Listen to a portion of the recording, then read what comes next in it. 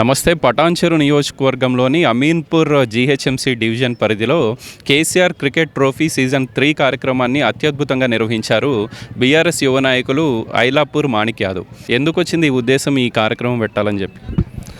Season 1 పెట్టుకున్నప్పుడు నాకు thought ఏమొచ్చిందంటే, పిల్లలందరినీ ఇటు బీరంగూడ అంటే పెద్ద పట్టణం, ఇది పెద్ద ఏరియా అయిపోయింది.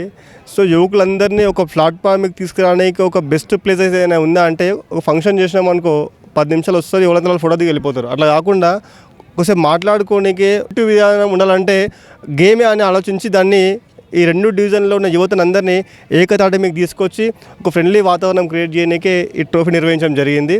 మరి లాస్ట్ ఇయర్ ఫస్ట్ అనుకున్నప్పుడు మరి ఇది ఏమైందో అని టెన్షన్ ఉండే.